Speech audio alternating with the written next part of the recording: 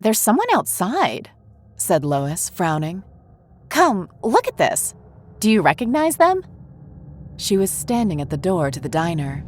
We were 3 minutes away from closing the doors for good, and I thought that she must have been joking. "Yeah? Is it Santa?" I asked, shoving the broom into the storage closet.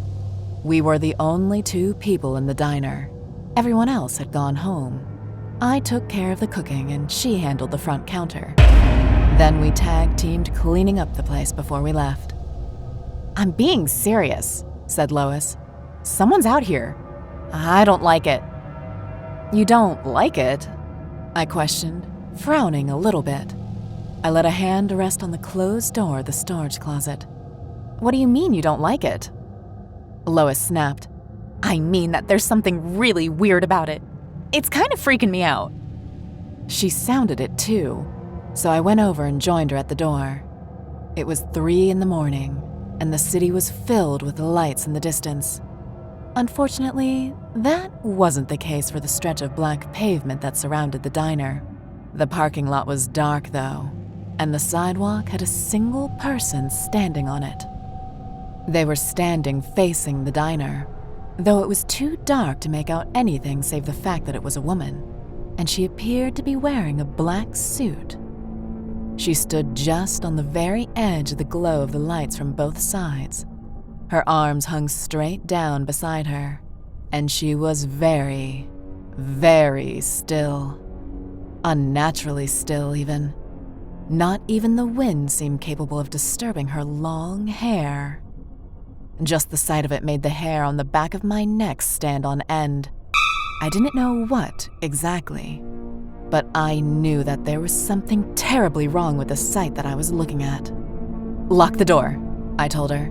"Like, now." The woman hadn't done anything, but that didn't matter. Something wasn't right about her.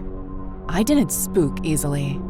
You had to have a strong constitution to be able to handle the graveyard shift at a place like this. But the mere sight of the woman filled me with such dread, I could hardly swallow correctly. Lois locked the door without hesitation. "You feel it too, right?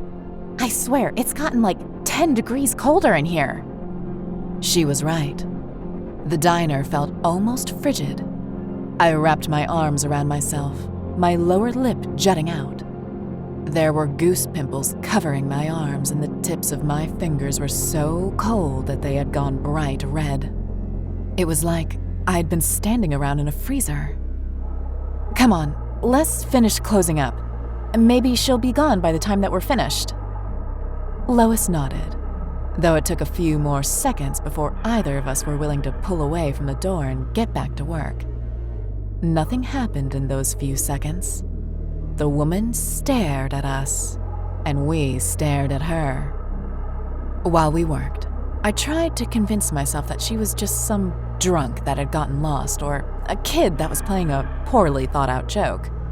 But I was never quite able to convince myself about any of that. The last few tasks that were on our list seemed to take too little time to complete.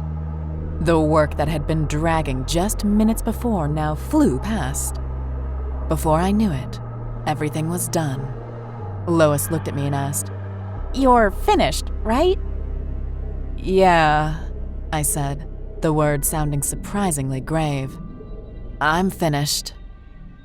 And then we were both back at the front door again.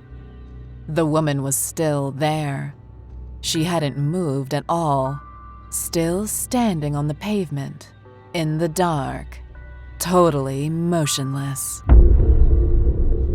She was still staring at the diner.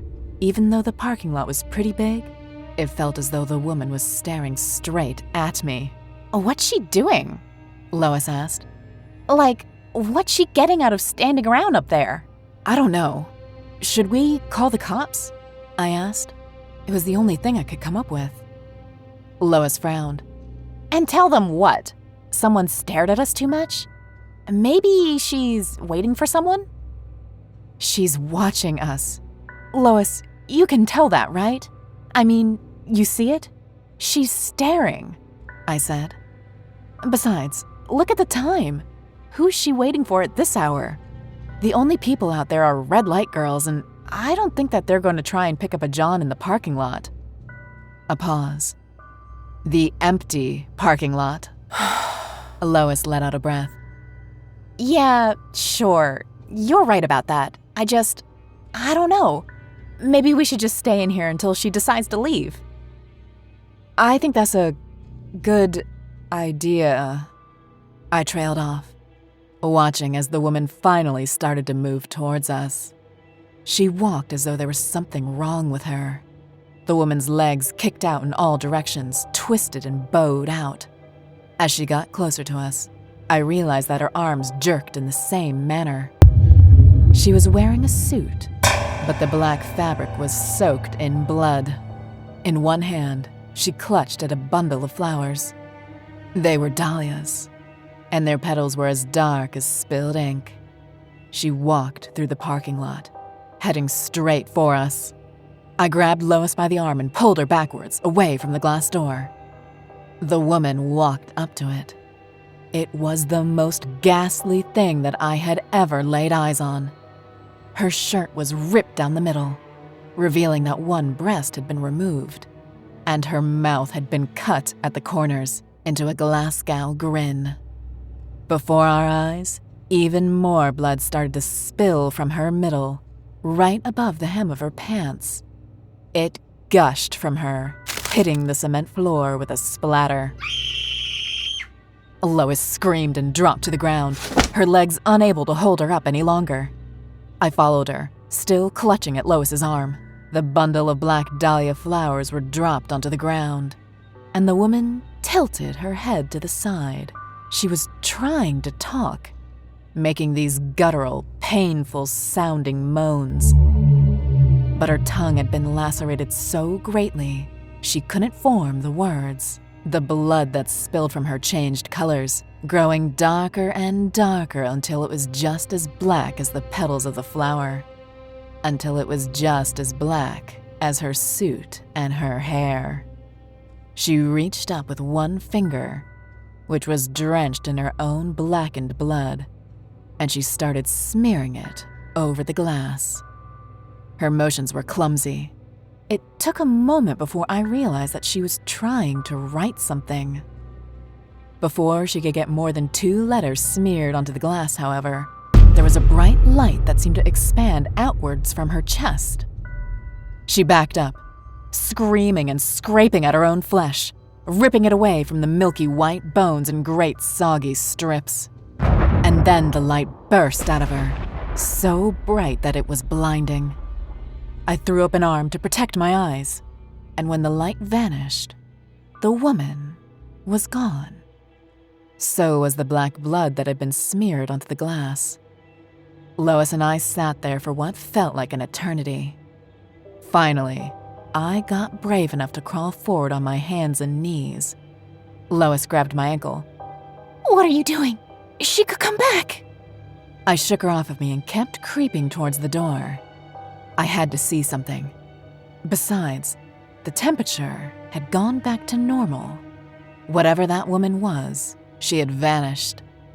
I didn't think that she was ever going to come back. Heart hammering against the inside of my sternum, I made my way over to the door. I took a deep breath and then straightened up onto my knees, rising up so that I could see the ground outside. There was no blood spilled over the cement, despite the fact that the woman had been bleeding profusely. Much like the bloody letters that she had tried to smear onto the glass, the blood had vanished. But the flowers remained. Black dahlias. A flower that meant nothing less than death. I worked at that diner for 10 more years, and the woman never came back. I don't know what drew her there that day, but I know that she had been trying to tell me something. And I know that whatever that light happened to be, it didn't want the ghostly woman to share it. I figure that she must have been trying to tell me the name of her killer. Then again, maybe I'm wrong. It could have been anything. Anything in the world. Subscribe today or beware.